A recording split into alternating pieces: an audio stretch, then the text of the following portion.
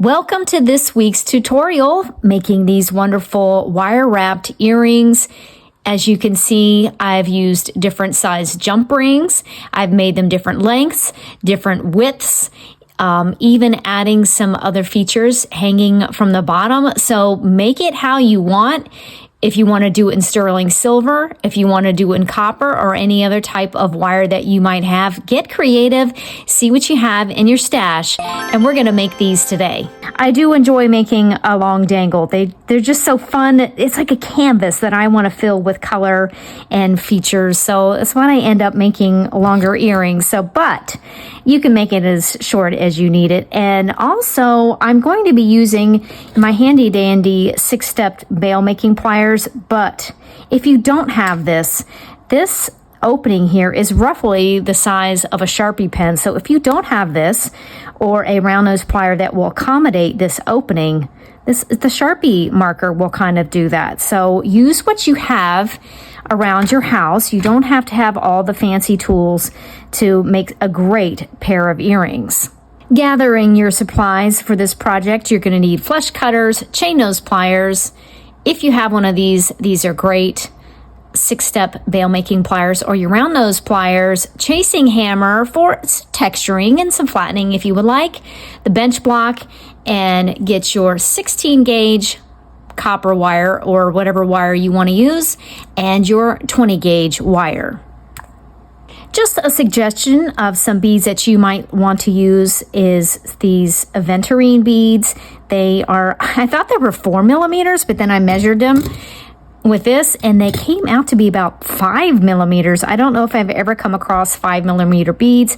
These were about 13 millimeters long, and these look more like a 4 millimeter. Just little copper beads that I got off of Amazon. And of course, everything that I got on Amazon, I'll have linked down below for you. So this is just a suggestion. Remember, I showed you at the beginning of the video, it's totally whatever you got. The only thing, like in these, where this lower rose quartz bead is obviously bigger than, say, this little oval, I used a larger step. I just found something that would make this opening at the bottom accommodate that larger stone. So that would be the only thing that you would need to do. If you did use something bigger, is to use a large bail making plier or a bigger, sharper Sharpie marker or something like that to accommodate this opening. You want to have a little movement in there. So always make it just, slightly bigger than the stone that you are using. All right, let's cut some of our 20 gauge wire for the wire that's going to mount our sweet little decorative beads down the center of these earrings. I think I'll need about 2.5 inches to mount those aventurine beads down the center of these earrings. And this is just your best guess of what you think that you'll need. Cut a little bit more if you need it. Flush cutting the ends using my first piece that I didn't flush cut that. Using my first piece as my guide to measure the second one. All right, as you can see, these are not a head pin, these are not an eye pin, these are nothing. So how am I going to get these beads to stay on there? I'm going to make a tiny little bend in the end of the wire that is going to form kind of the head pin, if you will. I just take a flat nose pliers. I don't know why I can never remember what these are called. Flat nose pliers right on the end, and we're just doing a little bend in and then pinching it on itself, making that little fold, and that's what's going to hold the beads on. In our example, I started with the oval first, sliding all it down. You see how that just sits right on there? All right, then I had a copper bead on there, just a wonderful little bead that catches the light. Then 3, believe it or not, 5 millimeter aventurine beads. Love the green of these beads. It's just, I love nature. I love going out in the woods and animals, and learning about plants and trees. So I always gravitate to green, as you can see. And then finishing off the top with another copper bead. And there we have that. All right, I'm going to go ahead and do the other one.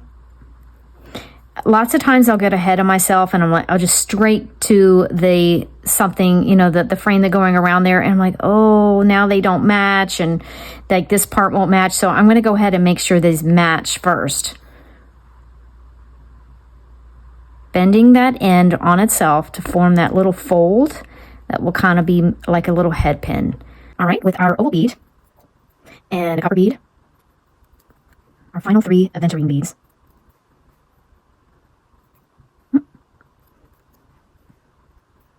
And then final copper bead. Okay, in the example,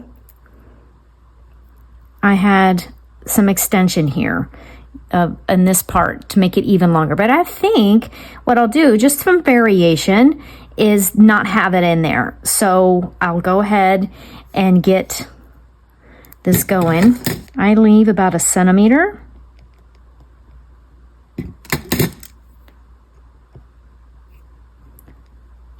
Push cut the end. And as you've been seeing me do, the way that I make a loop is I don't do the 90-degree backwards. I just bend into a loop from the beginning. And then swing this second step around and then just bend back. I'm so apologize. That was not in focus the whole time. I don't know why I think I can bend that with my hands. And I'll do the same with this one. Bring it down.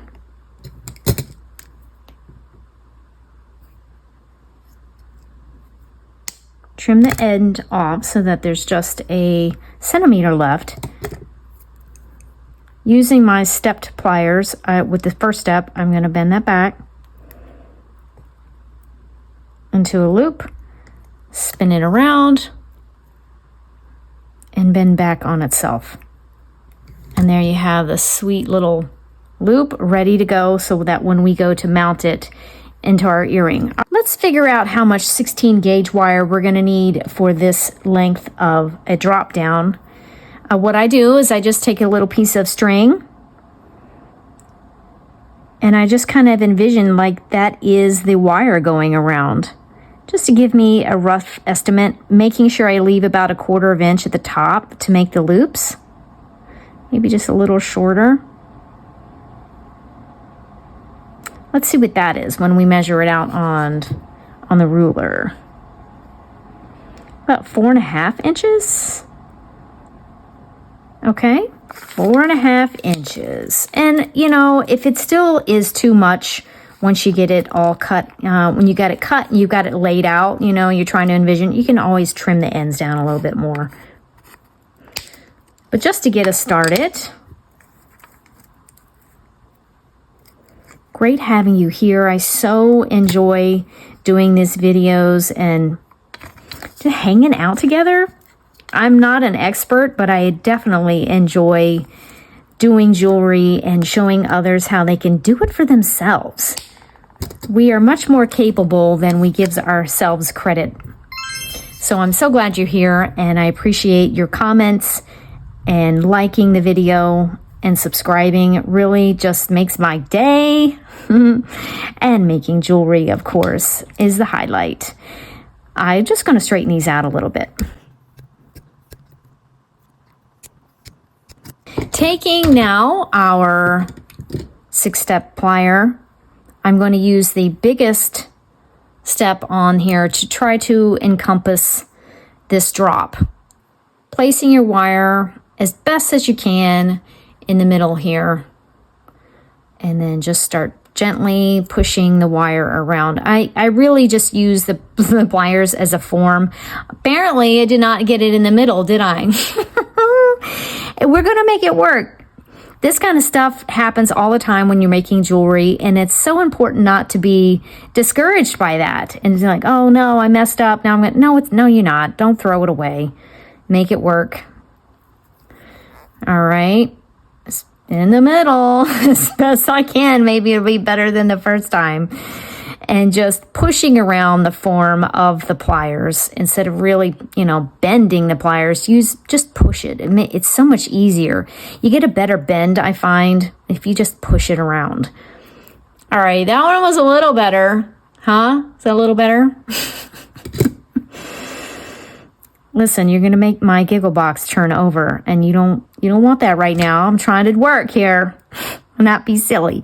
I was going to get my pliers here just to hold them together and see where I need to adjust, because you saw I was totally messed up, and I'm just going to trim. This is not rocket science. Yes, I have to trim a little more than I wanted, but oh well. We're having fun. Look at that. Drops down in there, and I'll still have plenty of room for the loop at the top. Let's do that part. Back to the handy dandy stepped pliers. Using the first step, I'm going to do a loop backwards, back to the wire in on itself. Again, a nice clean round loop. Just swinging the pliers around till it looks like this, and then bending. And then we got that little loop on that side. All right, gonna do it on this side. Get as near the end as possible. Hold real tight to that 16th. See, the 16 gauge likes to slip out. Just hold as tight as you can to that 16 gauge wire, rolling back in on itself. Swing your pliers around. Just give it a little bend. And now you have 2 loops on the end. And you can always take your flat nose pliers and, if you're like me, you're going too fast, you're not paying attention, and you're getting them not lined up. This one's came out pretty good. All right, let's do that with the second frame.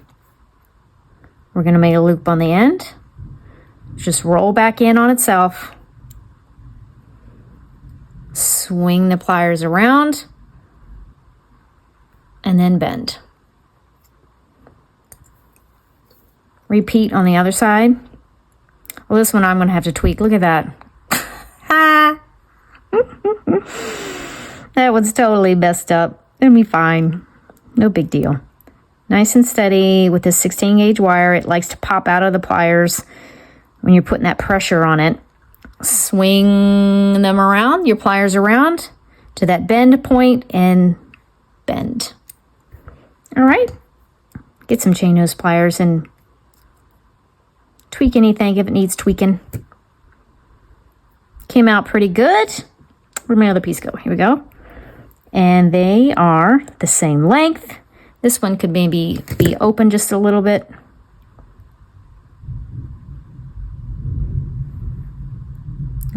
It's thundering here. I love the sound of thunder. I love sitting on the front porch in a thunderstorm.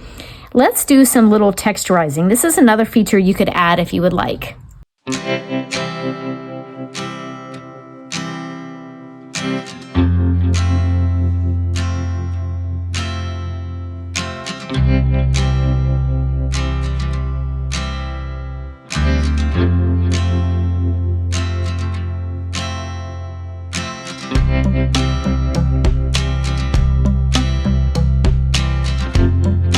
Time for assembly. Previously, before I started recording, I went and made some of these 12 millimeter jump rings.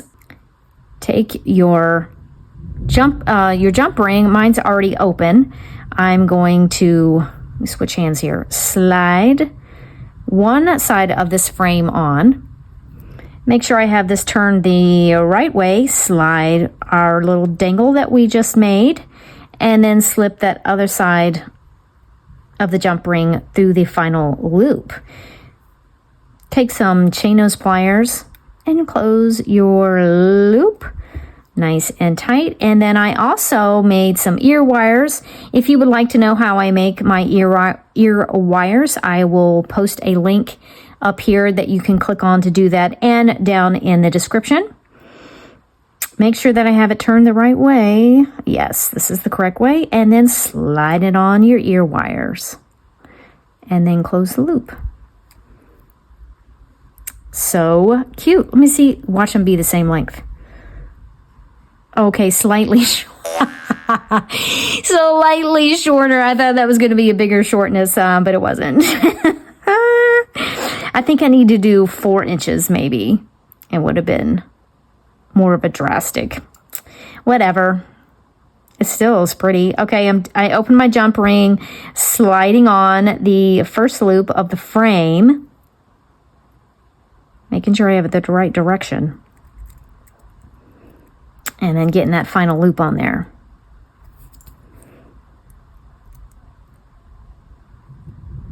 Close the jump ring. Let's open this loop on our ear wires and slide on our earring. Close that loop. And you have made a lovely pair of, in your choice of wire, with your choice of beads, making it as long as you want. This length, where's my ruler, is roughly, let's just say from this point down is 2 inches, and I used 4 inches for this frame. Make it, and so you know, if you want it shorter, maybe use 3.5 inches or 3 inches with fewer beads. You can also shorten the length by making this jump ring smaller, maybe just 8 millimeters jump ring, or even smaller than that. That's how you can make it a length that you would like. Loved being back here with you. Every week is a joy. Each one of these tutorials is exciting for me to hear back from you in the comments, and even your tips. I'm getting so many great suggestions and tips from viewers, ideas of how to do something different or better, and I love it. Keep it coming. Let me know where you're watching from. I've had a couple from Puerto Rico and Denmark and some other wonderful places around this wonderful planet that we share, and I would love to know where you are listening from. See you in the next video.